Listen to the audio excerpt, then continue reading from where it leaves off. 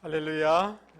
우리 찬양, 너무 귀한 찬양 감사합니다. 하나님이 우리의 피난처시고 또 요새시고 또 구원이신 줄 믿습니다.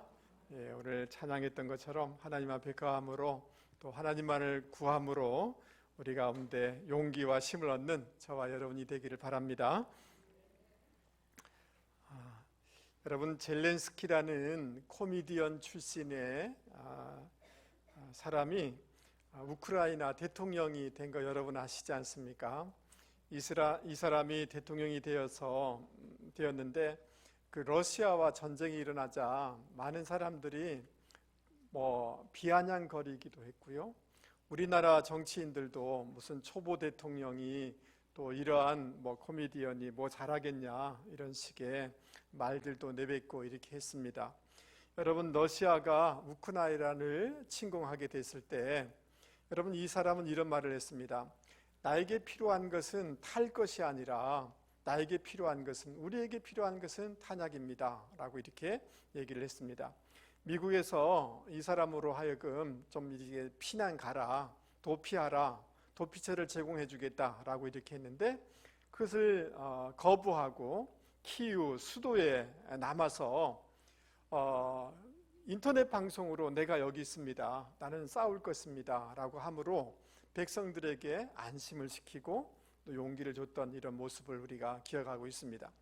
여러분, 화상으로 영국 하원 의원들에게 연설을 했는데 이분은 이렇게 얘기했습니다.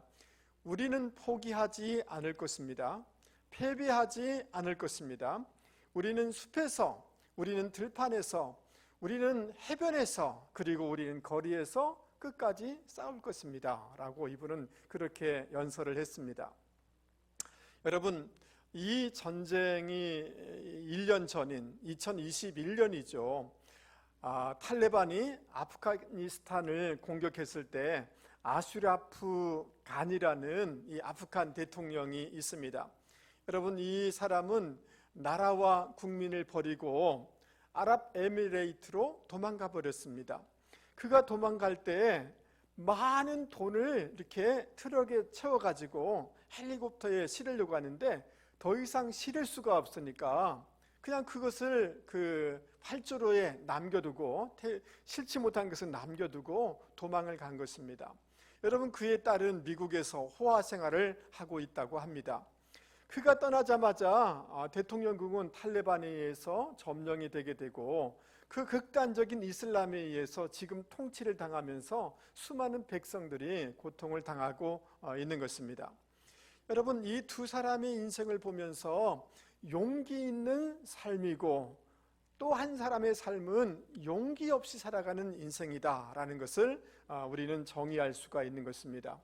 여러분, 진정으로 필요한 것을 위해서 용기를 내는 것이 얼마나 우리 보기에도 좋고 나라에도 유익한지를 우리는 깨닫게 되는 것입니다. 그러므로 사랑하는 성도 여러분, 우리가 하나님을 기쁘기 위해서, 하나님 나라를 위해서, 영원한 의미와 가치가 있는 것을 위해서 용기를 내서 살아가는 저와 여러분이 되어야 될 줄 믿습니다.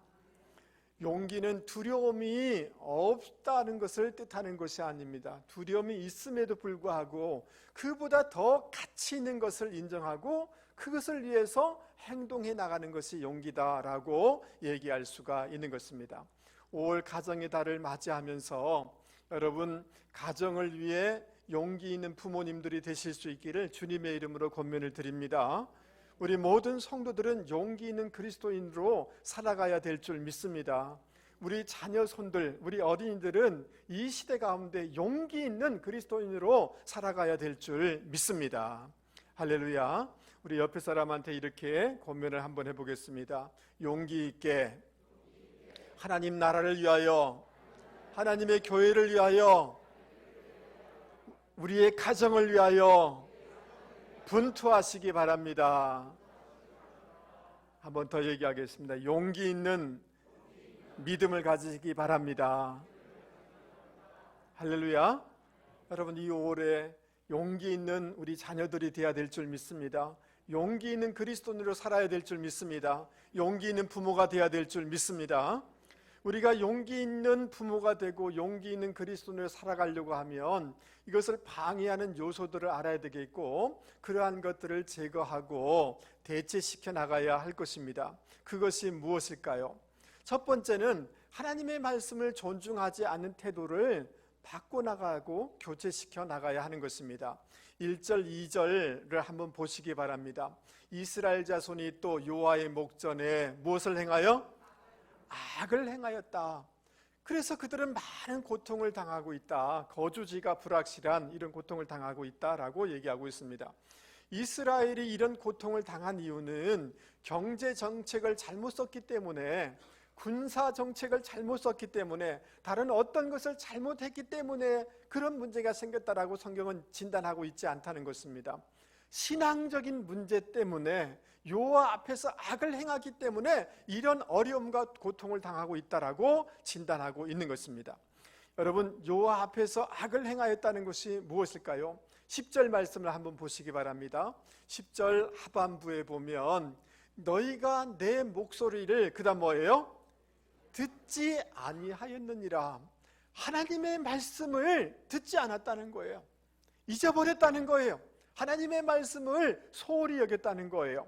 그래서 하나님께서 당신의 은혜의 손을 들어버리게 되었고, 결국 미디안의 지배를 당하면서 이런 수치와 이런 고통을 당하고 있다라고 이게 말씀해주고 있는 것입니다. 여러분, 사사기 전체를 한 구절로 요약하고 있는 말씀이 있는데요, 사사기 마지막 장 마지막 절입니다. 우리 같이 한번 읽어보도록 하겠습니다. 그때의 시작. 그때에 이스라엘에 왕이 없으므로 사람이 각기 자기 소견대로 옳은 대로 행하였더라. 사사기 시대는 언제냐 하면 이스라엘 백성이 가나안을 정복하여서 들어간 때부터 초대 왕인 사울 왕이 통치하기 그 기간을 사사 시대다라고 이렇게 말을 합니다. 한 340년 정도 되는데요, 여러분, 이 340년 그 기간, 그들이 그렇게 기원하고 소망했던 젖과 꿀이 흐르는 땅에 들어갔으니 얼마나 그 풍성함과 풍요로움을 누릴 수 있겠습니까? 너무너무 귀한 이런 나라에 들어간 거 아닙니까? 그런데 여러분, 정반대의 삶을 살게 됐습니다. 340년 중에 110년을 이방 족속들에게 의해서 공격을 당하고 전쟁을 당하고 억압을 당하고 수탈을 당하는 그런 시간을 보내게 되어집니다. 그리고 나머지 230년도 우상 숭배와 혼란의 시간을 보내게 되어집니다. 우리 그림을 한번 보여주시면 좋겠습니다. 여러분, 이 사사기의 전체의 그림이 저 그림 하나에 다 담겨져 있습니다. 죄짓고 억압당하고 그러면 하나님 살려주십시오라고 하다가 하나님이 은혜 베풀어 주시면 좀 좋아지면 또 죄짓고, 반복적으로 이러한 악순환의 삶을 살아간 시대가 사사기의 시대다라고 얘기할 수가 있습니다. 왜 그들이 이런 수탈을 당하고 수모를 당하고 이런 고통을 당하게 된 것입니까? 그들에게 왕이 없었다는 거예요. 그것은 인간적인 왕이 아니라 하나님이, 주님이 그들의 왕이 되지 못하도록 자기들이 왕이 됐기 때문에 그런 고통을 당했다는 거예요. 하나님의 말씀이 주인된 것이 아니라 자기 소견대로, 자기 생각대로 살았기 때문에 이런 악순환과 이런 어둠과 이런 고통을 당하게 됐다라고 말씀해주고 있는 것입니다. 여러분, 우리가 하나님 앞에 바른 신앙인이 되려고 하면, 또 용기 있는 신앙인이 되려고 한다면 우리가 버려야 될 가장 중요한 태도가 있는데, 하나님의 말씀을 소홀히 여기는 이 태도를 버려야 되는 줄 여러분 믿을 수 있기를 바랍니다.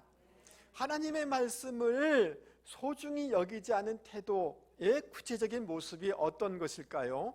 여러분, 11절 말씀에 다시 한번 보면 여호와의 목전에서 악을 행하였다라고 얘기하고 있는데, 이것은 부부지간에 사용하는 단어인 것입니다. 하나님은 우리의 신랑이 되고 우리는 그의 신부가 되는 줄 믿습니다.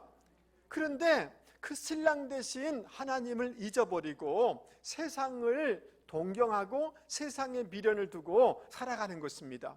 이것이 고질병이었습니다.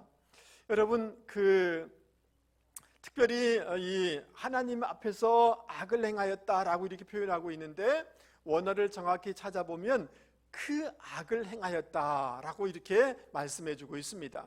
그 악이라는 것은 뭐냐 하면, 가나안 땅에 들어가서 보니까 그들이 섬기는 우상들이 있는데, 그 우상을 섬기게 되어지면 더 풍성해질 거라는 생각하에 우상 숭배를 하는 거예요. 하나님보다 세상을 더 의지하는 거예요. 세상 방식을 더 의지하는 거예요. 하나님과 기도하지 않는 거예요. 하나님께 기도하지 않는 거예요. 하나님을 의지하지 않는 거예요. 바알과 아세라 우상을 더 섬기는 거예요. 문제가 해결되기만 한다면, 우리에게 도움이 되기만 한다면, 하나님 아닌 다른 점치는 것이나 세상의 방법이라도 우리는 그것을 택하겠다라고 하는 것이 하나님 앞에서 악을 행하였다는 이런 표현인 것입니다. 우상 숭배인 거죠. 여러분 6장 8절부터 10절 말씀을 보시기 바랍니다. 여러분, 하나님께서 그들에 대해서 얘기해 주는데, 과거 이 최강국인 애굽과 바로의 권세로부터 너무너무 고통을 당할 때 하나님이 그들을 구원해 주셨어요. 10가지 재앙으로 그 애굽의 모든 신들을 다 이렇게 심판해 주셨어요. 그리고 홍해를 마른 땅같이 건너가도록 성령의 동풍을 불어주셔서 그들을 구원해 주셨어요. 그런데 그 하나님, 그 전능하신 하나님을 잊어버린 거예요. 가나안 땅에 들어온 후에 그 가나안의 세력 앞에, 가나안의 그 현실적인 문제 앞에 그들은 두려움 가운데 빠진 거예요. 그러니까 이들의 가장 큰 이 문제는 뭐냐 하면 두려움인 거예요. 하나님보다 현실적인 것들을 더 크게 보면서 두려워하고 있는 것입니다. 이 초기의 기드온 역시 두려움에 빠진 것을 볼 수가 있습니다. 이 두려움의 바이러스에 전염된 것을 볼 수가 있습니다. 하나님께서 말씀을 주셨음에도 불구하고 그 기드온은 두려워합니다. 그 우상을 깨트려 버려라. 낮에 못해요. 두려워가지고 밤에 하는 것입니다. 이 밀타작을 하는데 그 넓은 데서 하지 못해요. 몰래 숨어가지고 밀타작을 하는 거예요. 굉장히 소심하고 두려움의 바이러스에 전염된 그런 모습이 이 기드온의 모습이에요. 그러니까 우리의 신앙에 용기 있게 나가지 못하는 가장 큰 요인 중에 하나는 뭐냐 하면, 세상 것이 더 크게 보이면서 두려워하는 거예요. 두려움이 두려움을 낳게 하고, 두려움은 더 세속으로 나가게 하고 자기중심적으로 살게 하는 것입니다. 그런데 이 두려움이 우리 인생을 파괴한다는 것을 여러분 기억하실 수 있기를 바랍니다. 여러분, 그 가나안을 목전에 두고 정탐꾼을 보내지 않습니까? 10명이 가서 보고 와서 뭐라고 얘기합니까? 그들은 우리보다 큽니다. 그 성은 견고합니다. 우리는 도무지 정복할 수가 없습니다. 두려움에 사로잡혀서 하나님의 말씀에 불순종함으로 그 결과가 뭡니까? 40년 동안 광야를 방황하다가 그들은 소비돼 버리고 그들은 죽은 인생이 돼 버린 거죠. 두려움이 그들의 인생을 마비시켜 버린 것을 우리는 볼 수가 있는 것입니다. 여러분, 그런데 다니엘서 11장 32절 말씀, 놀라운 말씀이 있습니다. 우리 같이 한번 읽어보도록 하겠습니다. 그가 또 언약을 배반하고 악행을 하는 자를 속임수로 타락시킬 것이나, 오직 자기 하나님을 아는 백성은 강하여 용맹을 떨치리라. 아멘. 한 번 더 해보겠습니다. 하나님을 아는 백성은 강하여 용맹을 떨치리라. 할렐루야. 세상 문제와 세상 것이 막 크게 보이지만, 그래서 두려움에 사로잡히면 믿음의 길을 걸어가지 못한다. 세상에 타협하게 된다. 세상 것을 의지하게 된다. 그런데 하나님을 진정으로 알게 되어지면 용맹을 발휘하게 되어진다. 이렇게 말씀하고 있습니다. 여러분, 다니엘과 그 친구들이 어떻게 자기 앞에 불구덩이가 있고 자기 앞에 사자굴이 있는데 어떻게 그렇게 믿음의 지조를 가지고 용기 있게 신앙생활을 했는가?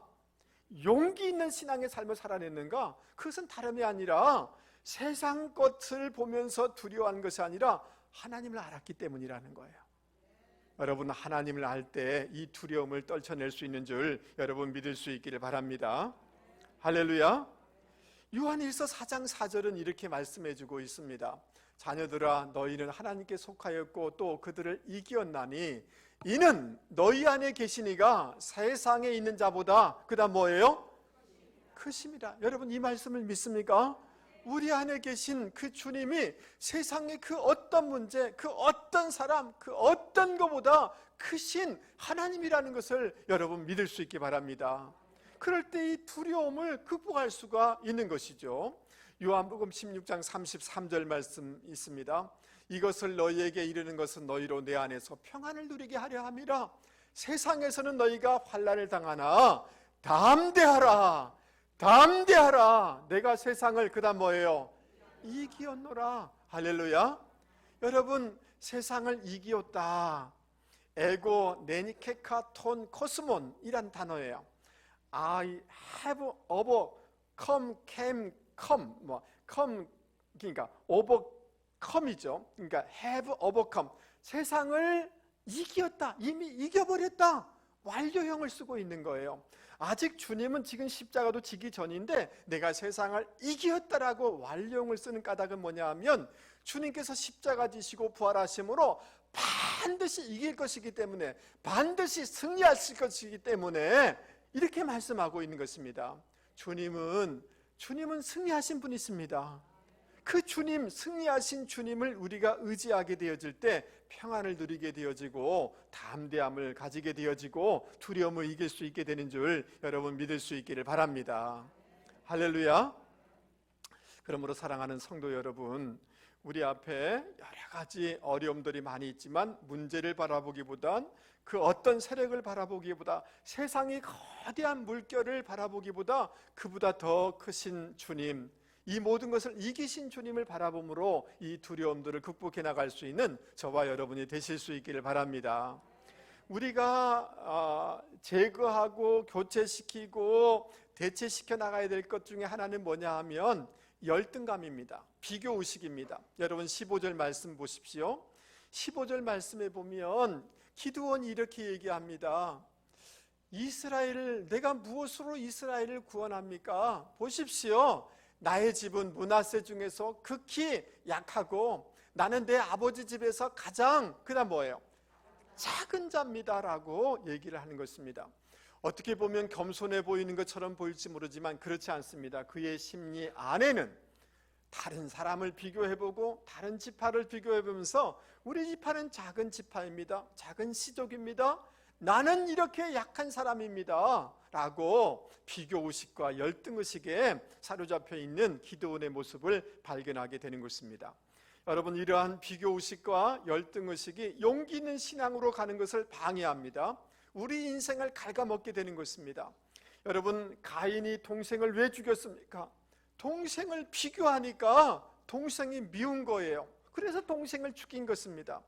여러분, 이 블레셋에 의해서 이스라엘이 너무너무 고통을 당할 때 다윗이 하나님의 은혜로 이 골리앗을 무너뜨리지 않습니까? 승리해서 돌아오는데 여인들이 노래를 합니다.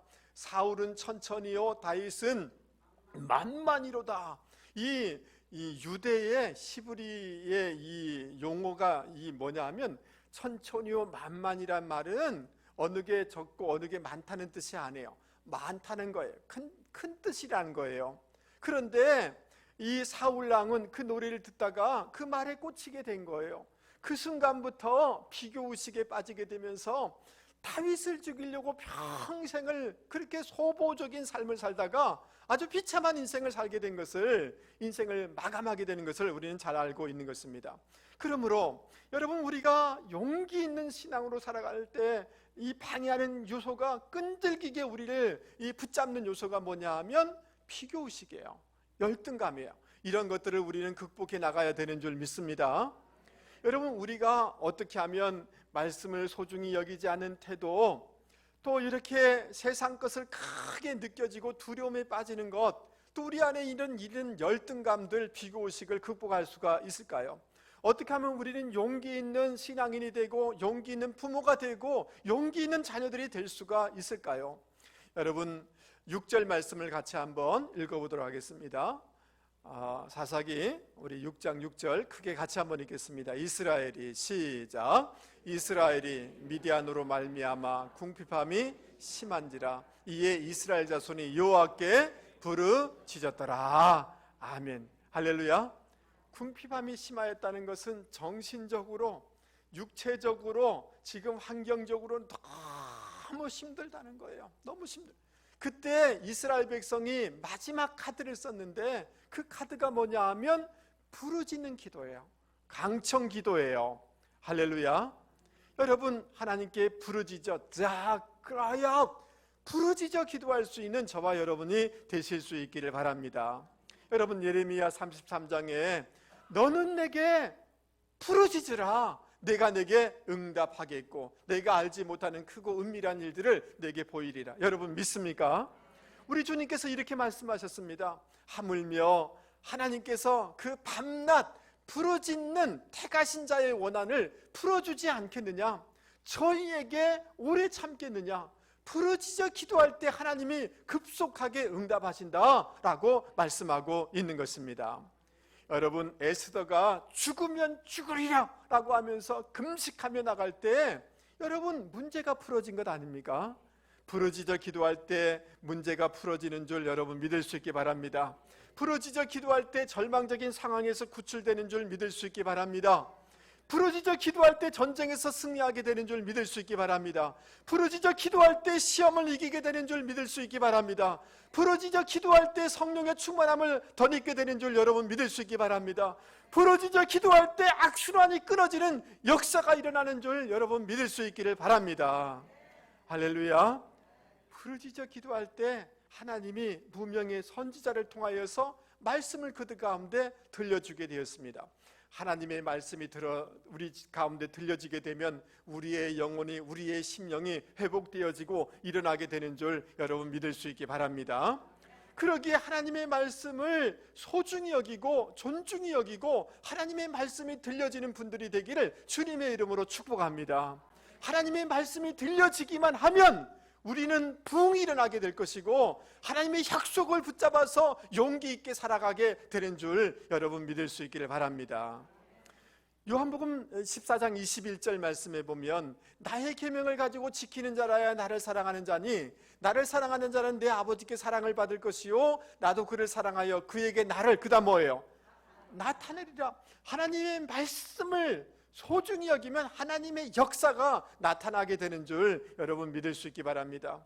신명기 28장에 하나님의 말씀을 소중히 여길 때 나가도 복받고 들어와도 복받고 여러분 그 인생이 꼬리가 되지 아니하고 머리가 되고 열방 중에 존귀한 제사장 나라가 된다라고 약속해주고 있는 것입니다.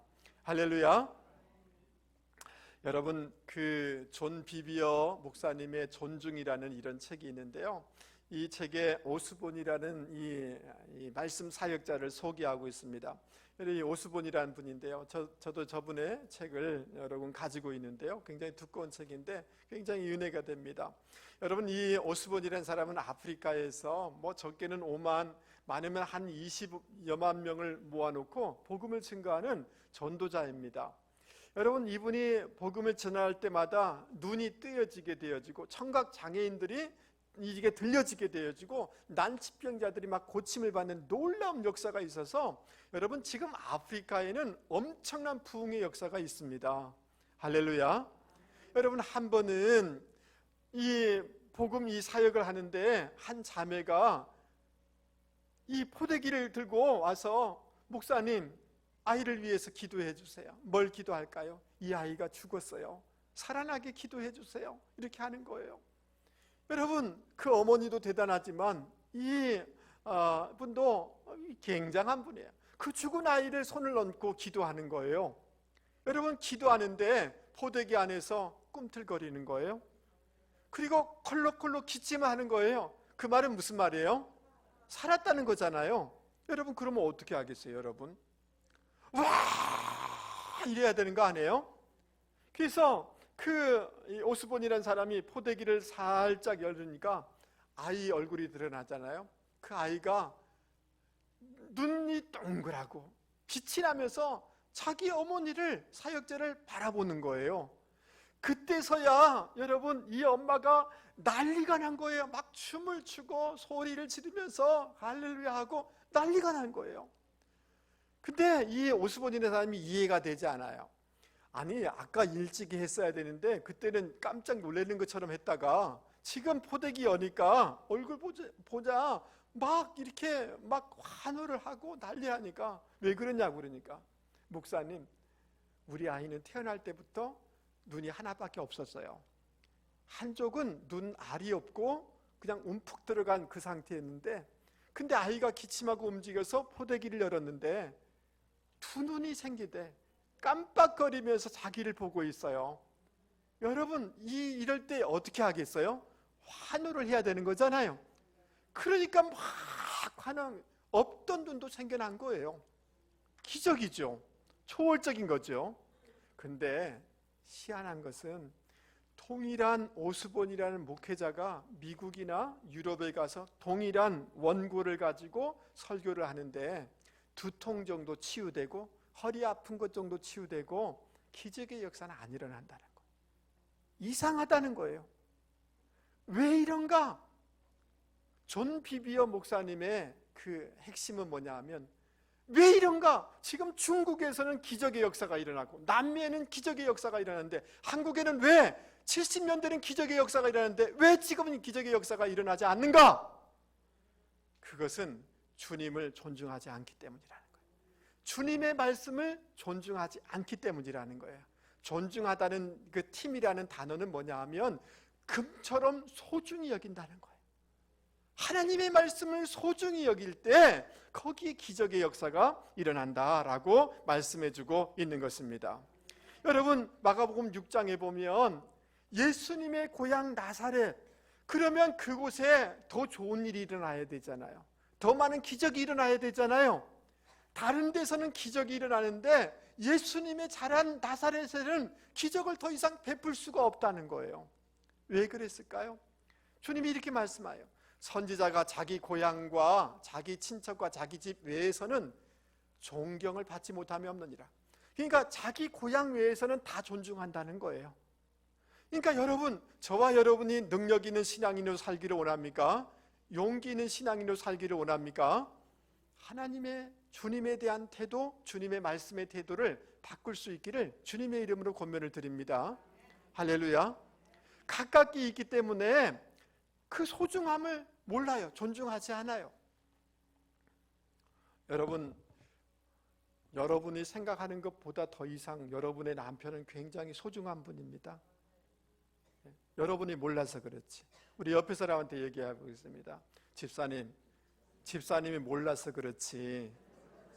집사님의 남편이 세상에 나가면 꽤 괜찮습니다. 할렐루야. 아니까, 너무 익숙하니까 소홀히 여겨요. 존중하지 않아요. 여러분, 다대포에 가서 어느 교회 다니는 사람한테 나 비전교회 다녀요 그러면 어떻게 할까요? 아, 비전교회 다니냐고. 근데 정작 자기들은 소중히 여기지 않아요. 가까우니까. 여러분, 주님의 말씀을, 주님을 존중히 여길 수 있는 저와 여러분이 되실 수 있기를 주님의 이름으로 권면을 드립니다. 놀라운 부흥의 역사가 일어나게 될 줄 믿습니다. 영향력 있는 인생이 되어지는 줄 믿습니다. 용기 있는 신앙인이 되어질 줄 여러분 믿을 수 있기를 바랍니다. 여러분, 두 번째로, 여러분, 하나님께서 두려워하는 기드온에게 반복해서 주는 말씀이 있어요. 12절 말씀 보세요. 여호와의 사자가 기드온에게 나타나 이르되 큰 용사여 여호와께서 너와 함께 계시도다. 할렐루야. 16절 말씀 보세요. 여호와께서 그에게 이르시되 내가 반드시, 따라서 반드시 너와 함께 하리니. 하나님이 기드온과 함께 한다는 거예요. 반드시 함께 한다는 거예요. 동일하게 우리 하나님이 우리와 함께 하고 있음을 여러분 믿을 수 있기 바랍니다. 성령님이 함께 하고 있음을 믿을 수 있기 바랍니다. 할렐루야. 여러분, 정말 기드온과 함께 하였을까요? 여러분, 그 기드온이 하나님 말씀 따라서 밤에 몰래 가서 우상 그 제단을 깨트려 버렸어요. 그런데 그 동네가 공적으로 만든 제단이에요. 이 제단을 관리하는 그 우상의 대표 지도자가 누구냐 하면 기드온의 아버지예요. 그러니까 그 우상을 깨뜨렸기 때문에 아버지한테 자기가 돌 맞아서 죽게 된 거예요. 그런데 이 사건을 이렇게 보고 동네 사람들이 다 나와가지고 누가 했냐? 기도 나와라, 죽이겠다, 이렇게 하는 거예요. 근데 그 우상의 그 지도자인 아버지가, 여러분 뭐 하는 겁니까? 우리가 이 섬기는 이게 바알 상이 진짜 신이라면 그가 우리 아들 죽이지 않겠냐고, 우리 아들 건드리게 하면 오늘 죽습니다, 이렇게 하지 말라고 그 앞에 막아선 사람이 누구냐면 기드온의 아버지예요. 여러분, 하나님이 역사하시면 사람의 마음을 이렇게 바꾸게 하여 주실 줄 여러분 믿을 수 있기를 바랍니다. 하나님은 살아계십니다. 하나님은 사람의 마음을 바꾸시는 전능하신 하나님이신 줄 여러분 믿을 수 있기 바랍니다. 그 하나님이 우리와 함께 하십니다. 그분의 이름은 임마누엘이에요. 우리와 함께 하신 하나님이십니다. 성령으로 지금도 우리와 함께 하시는 줄 여러분 믿을 수 있기 바랍니다. 여러분, 제주도는 일제시대 때 일본 군들이 막 이렇게 토구를, 굴들을 많이 파놔가지고 이렇게 그 지나가면 거기 막 뼈들이 많아요. 그래서 막 무섭고 그러거든요. 여러분, 동네 시골에도 교통사고 많이 나는 지역 있잖아요. 커브 지역 이런 데 있잖아요. 저희 외갓집은 이 마을에서 한 2시간 떨어진 시골에 있어요. 그래서 집안에 일이 있으면 그 있다가 밤늦게 집에 내려오게 되어지면 너무 무서운 거예요. 그 교통사고 많이 나오는데, 소위 말해서 귀신 나오는 이런 지역을 지나가는데 저는 한 번도 두려운 적이 없어요. 왜냐하면 우리 아버지하고 같이 왔으니까요. 할렐루야. 두려움이 없는 거죠. 여러분, 저는 이렇게 지금은 이 청산했습니다. 지금도 그렇게 보시면 안 되십니다. 저는 중학교까지 열심히 싸웠습니다. 아니, 여학생을 괴롭히고 장애인 아이를 괴롭히는 친구들 있잖아요. 근데 그때까지는 의문이 있었는 것 같아요. 걔들을 왜 친구 괴롭히냐고, 왜 돈 뺐냐고. 그 동네에 보면 깡패들 있잖아요. 그 애들하고 싸웠어요. 왜 이 아이들을, 선량한 아이들을 괴롭히냐. 그러면 그 패거리들 그 부모 데리고 우리 집까지 와요. 우리 아버지가 등에 있으니까 제가 두려워하지 않았어요. 아버지가 있다는 게 이게 용기가 생기는 거예요. 여러분, 우리 등 뒤에, 우리 곁에 하나님 아버지가 계신 것을 여러분 믿을 수 있기 바랍니다. 우리 옆에 사람한테 얘기해 보겠습니다. 집사는 백이 있어요? 하나님 아버지가 우리의 백인 줄 믿습니다. 이번 주에 좀 말을 세게 하세요. 한 번 더 얘기하세요. 말을 용기 있게 하세요. 시작. 할렐루야. 여러분, 개척교회에서 이렇게 성장하는 거 쉽지 않습니다. 여러분, 너무너무 힘든 일이 많이 있었어요. 그래서 정말 너무 힘들고 나는 막 이렇게 너무 힘들 때, 여러분, 어느 분이 예배 드리다가 환상을 보는 거 봐요. 그래가지고 그 얘기하려다가 할까 말까 하다가 고심하다가 목사님한테 얘기한다는 거예요. 나는 그때 굉장히 힘들었거든요. 막 너무 힘들어서 막 포기하고 싶고 그러는데, 목사님, 예배 드리다가 자기가 환상을 봤다는 거예요. 여기 막 강대상에 막 천사들이 왔다 갔다 하고 막 천사들이 목사님을 붙잡고 있는 것을 제가 보았습니다, 이렇게 하는 거예요. 나는 못 봤는데 지는 봤대요. 얼마나 위로가 되는지 말할 수가 없어요. 근데 요한계시록 2장 말씀을 읽다가 이런 말씀이 있어요. 에베소 교회 사자에게 편지하라. 오른손에 7뼈를 붙잡고 있는 7 금촛대 사이를 거니신 이가 이르시되, 여러분, 우리 주님께서 교회 산이를 거닐고 있대요. 하나님의 사자인 7뼈를 붙잡고 있대요. 이 말씀을 읽으니까 굉장히 위로가 돼요. 여러분, 목회자만 붙잡을까요? 목회자와 함께 할까요? 우리 하나님이 영원히 우리와 함께 하시는 줄 여러분 믿을 수 있기 바랍니다. 그래서 이사야 41장, 두려워하지 말라, 아멘 하시죠? 내가 너와 함께 함이라, 아멘 하시죠? 놀라지 말라, 나는 내 하나님이 됨이라. 내가 너를 굳세게 하리라. 참으로 너를 도와주리라. 참으로 나의 의로운 오른손으로 너를 붙들리라. 할렐루야. 사랑하는 성도 여러분, 내 문제가 어떠하든지 간에 하나님이 나와 함께하고 있다는 것을 굳게 붙잡고 살아가는 저와 여러분이 되실 수 있기를 바랍니다. 할렐루야. 13절에 보면 기드온이 하나님이 살아계신다면 왜 이런 고통을 당하는 거예요? 옛날에는 그 기적을 베풀어 주셨다면서요, 지금은 이게 뭡니까? 라고 기드온이 하나님 앞에 따져요. 근데 14절 보면 하나님께서 이렇게 하십니다. 너는 가서 다른 사람의 힘을 의지하지 말고 하나님이 너에게 주시는 힘으로 이스라엘을 미디안 손에서 구원하라. 내가 너를 보낸 것이 아니냐. 여러분, 이 말은 이런 것입니다. 저를 한 번만 보세요. 지금 시집 갔는데 가난에 찌들고 우상에 찌들고 그냥 그 남편 엉망이고 그 집안 엉망이에요. 하나님, 이게 뭡니까? 라고 할 때 하나님이 이렇게 말씀하는 거예요. 그러니까 내가 너를 선교사로 보냈어. 그게 너의 사명이야. 여러분 눈에 어려움이 보이십니까? 궁핍함이 보이십니까? 문제가 보이십니까? 하나님이 나를 통해서 그 가난이 부요함으로 바뀌고 저주가 축복으로 바꾸는 그런 일을 위해서 나를 그곳에 보내셨음을 여러분 믿을 수 있기 바랍니다. 이게 하나님의 사명인 거예요. 어렵고 문제 있고 여러 가지 있는 것을 보면 하나님이 나를 사명자로 분명히 보냈다라고 확신할 수 있는 저와 여러분이 되실 수 있기를 바랍니다. 이 사명을 가질 때 우리 안에 있는 이 열등감과 비교의식을 극복할 수 있게 되는 줄 여러분 믿을 수 있기 바랍니다. 그러면서 12절 하나님이 말씀하십니다. The Lord is with you. 하나님이 너와 함께 하신다. Mighty warrior. 큰 용사여. 이렇게 얘기해요. 하나님이 기도를 향하여서 큰 용사라고 하십니다. 여러분, 동일하게 하나님이 우리를 향한 시각이 이러한 줄 여러분 믿을 수 있기 바랍니다. 나는 부족해요, 나는 연약해요 이렇게 할지 모르지만 아니야, 내가 너와 함께 하고 있어. 너는 나의 형상 따라 지음받았어. 나는 너를 기뻐하고 있어. 내가 얼마나 너를 사랑하는 줄 아니? 나의 독생자를 주면서 너를 구원한 너는 예수님 자리의 존재야. 너는 큰 용사야. 사명이 있는 사람이야. 목적이 있는 사람이야. 그냥 보낸 거 아니야 라고 말씀해주고 있는 것입니다. 하나님의 이런 사명에 집중할 때 우리 안에 비교의식을 극복하게 되는 줄 여러분 믿을 수 있기를 바랍니다.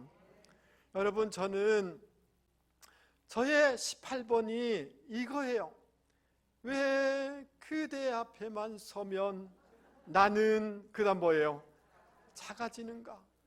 저 그림이 저의 고백이에요. 저 가방 든 사람 보이십니까? 저 누구예요? 그대 앞에만 서면 어떻게 부르죠?